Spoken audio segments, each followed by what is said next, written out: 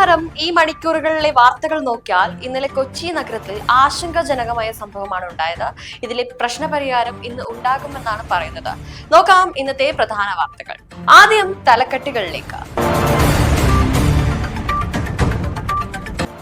കൊച്ചിയിൽ കുടിവെള്ളം മൂട്ടി, പ്രശ്നം പരിഹരിക്കാൻ യോഗം ഇന്ന്. IFFKയിൽ പാലസ്തീൻ സിനിമകൾ കാണിക്കില്ല, പ്രദർശനാനുമതി നിഷേധിച്ച കേന്ദ്രം.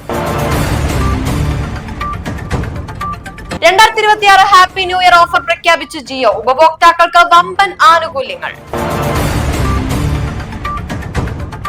സിഡ്നി ബോണ്ടി ബീച്ചിൽ വെടിവയ്പ്, 15 മരണം, പിന്നിൽ IS എന്ന പോലീസ്.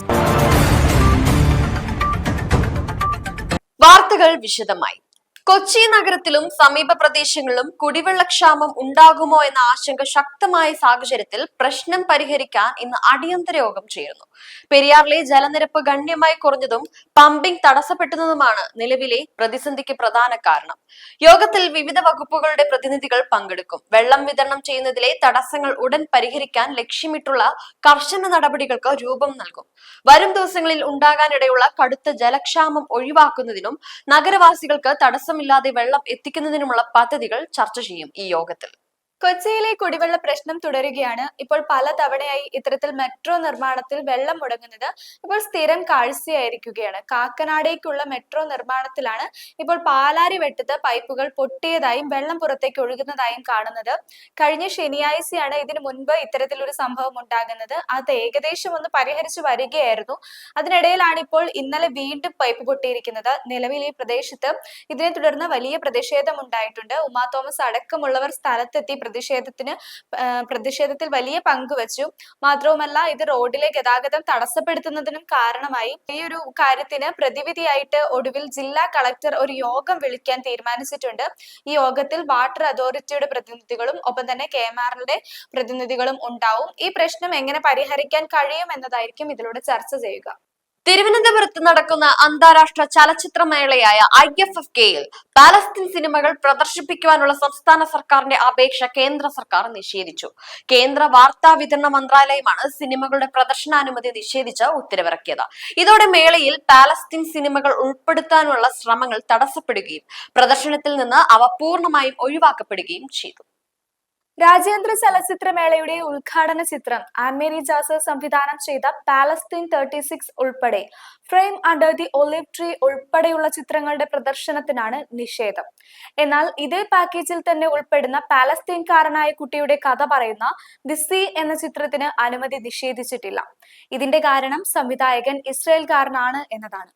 1925 പുറത്തിറക്കിയ ബാറ്റിൽഷിപ്പ് പോട്ടിംഗ് 100 വർഷം തികയുന്ന വേളയിൽ അതിന്റെ പുനരുദ്ധരിച്ച പതിപ്പിന് അനുമതി നിഷേധിച്ചത് എന്തിനാണെന്നും ആർക്കും അറിയില്ല. IFFK വേളയിൽ തന്നെ മുൻപ് അവതരിപ്പിച്ചിട്ടുള്ള ക്ലാസിക് ചിത്രമാണിത്.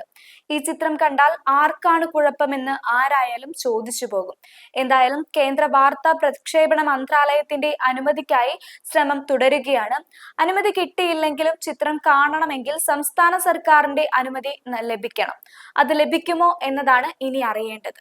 പുതുവർഷ വിപണിയിൽ തന്ത്രപരമായ ചുവടുവെപ്പുമായി റിലയൻസ് ജിയോ തങ്ങളുടെ ഹാപ്പി ന്യൂ ഇയർ 2026 ഓഫറുകൾ അവതരിപ്പിച്ചു. ഉപഭോക്താക്കളെ ആകർഷിക്കുന്നതിനായി പുറത്തിറക്കിയ പുതിയ പ്ലാനുകളിലെ ഏറ്റവും പ്രധാനപ്പെട്ട സവിശേഷത തെരഞ്ഞെടുത്ത പ്ലാനുകൾക്കൊപ്പം ഗൂഗിളിന്റെ അത്യാധുനിക AI ടൂളായ ജെമിനി പ്രോയുടെ 18 മാസത്തെ സൗജന്യ സബ്സ്ക്രിപ്ഷൻ ഉൾപ്പെടുത്തി എന്നതാണ്. കൊച്ചി പുതുവർഷ വിപണി ലക്ഷ്യമിട്ട് റിലയൻസ് ജിയോ തങ്ങളുടെ ഹാപ്പി ന്യൂ ഇയർ 2026 ഓഫറുകൾ അവതരിപ്പിച്ചു. അതിവേഗ ഡേറ്റ സേവനങ്ങൾക്കൊപ്പം നിർബന്ധിത ബുദ്ധി, വിനോദം തുടങ്ങിയ ഡിജിറ്റൽ സേവനങ്ങൾ സംയോജിപ്പിച്ചാണ് പുതിയ പ്ലാനുകൾ എത്തുന്നത്. തിരഞ്ഞെടുത്ത പ്ലാനുകൾക്കൊപ്പം ഗൂഗിളിന്റെ അത്യാധുനിക AI ടൂളായ ജെമിനി പ്രോയുടെ 18 മാസത്തെ സൗജന്യ സബ്സ്ക്രിപ്ഷൻ ഉൾപ്പെടുത്തിയതാണ് ഈ ഓഫറിലെ ഏറ്റവും വലിയ ആകർഷണം. 3599 രൂപയുടെ വാർഷിക ഹീറോ പ്ലാൻ 365 ദിവസത്തേക്ക് പ്രതിദിനം 2.5 GB ഡേറ്റയും സൗജന്യ ജെമിനി പ്രോയും ഉൾപ്പെടുത്തിയിട്ടുണ്ട്. ഡേറ്റയും വിനോദവും ഒരുമിച്ച് വേണ്ട ഉപഭോക്താക്കൾക്കായി 500 രൂപയുടെ സൂപ്പർ ടെലിവിഷൻ പ്രതിമാസ പ്ലാനുമുണ്ട്. 28 ദിവസത്തെ വാലിഡിറ്റിയിൽ പ്രതിദിനം 2 GB ഡേറ്റ, അൺലിമിറ്റഡ് കോളുകൾ എന്നിവയ്ക്കൊപ്പം യൂട്യൂബ് പ്രീമിയം അടക്കം നിരവധി OTT ആപ്പുകളും ഈ 18 മാസത്തെ ജെമിനി പ്രോ സബ്സ്ക്രിപ്ഷനും ഈ പ്ലാനിൽ ലഭ്യമാകും. ഓസ്ട്രേലിയയിലെ സിഡ്നിയിലെ പ്രശസ്തമായ ബോണ്ടി ബീച്ചിൽ നടന്ന വെടിവയ്പിൽ 15 പേർ കൊല്ലപ്പെട്ടതായി റിപ്പോർട്ട്. വൻ ജനക്കൂട്ടത്തിന്റെ ഇടയിലേക്കാണ് അക്രമി വെടിയുതിർത്തത്. നിരവധി പേർക്ക് പരിക്കേൽക്കുകയും ചെയ്തു. ഈ ആക്രമണത്തിന് പിന്നിൽ ഭീകര സംഘടനയായ IS ആണെന്ന് ഓസ്ട്രേലിയൻ പോലീസ് സംശയിക്കുന്നതായും സംഭവത്തെക്കുറിച്ച് വിശദമായ അന്വേഷണം ആരംഭിച്ചതായും അറിയിച്ചു. ഞായറാഴ്ച ഉണ്ടായ ആക്രമണത്തിൽ 25 പേരാണ് ആശുപത്രിയിൽ ചികിത്സയിൽ തുടരുന്നത്. കൂടാതെ ഇതിൽ 10 പേരുടെ നില അതീവ ഗുരുതരവുമാണ്. സിഡ്നിയിൽ ബോണ്ടി ബീച്ചിലാണ് അപകടമുണ്ടായത്. നിലവിൽ 15 പേരുടെ മരണത്തിന് വരെ കാരണമായ ഈ സംഭവത്തിൽ 50ഉം 24ഉം വയസ്സുള്ള അച്ഛനും മകനുമാണ് ഈ ക്രൂരത ചെയ്തത് എന്നാണ് ഇപ്പോൾ ഇതിൽ അധികൃതർ നൽകുന്ന വിശദീകരണം. നിലവിൽ പിതാവ് വെടിയേറ്റ് മരിക്കുകയും മകൻ ഇപ്പോൾ ആശുപത്രിയിൽ ചികിത്സയിലുമാണ്. പ്രതികളുടെ പിടിച്ചെടുത്ത വാഹനത്തിൽ നിന്നുമാണ് ഇസ്ലാമിക് സ്റ്റേറ്റിന്റെ പതാകകൾ അടക്കമുള്ള തെളിവുകൾ ലഭിച്ചതെന്നും ഉദ്യോഗസ്ഥർ വ്യക്തമാക്കി. ഈ മണിക്കൂറുകളിലെ ഇതുവരെയുള്ള വാർത്തകൾ അവസാനിച്ചു. അടുത്ത പുതിയ വാർത്താ വിശേഷങ്ങളുമായി വീണ്ടും കാണാം.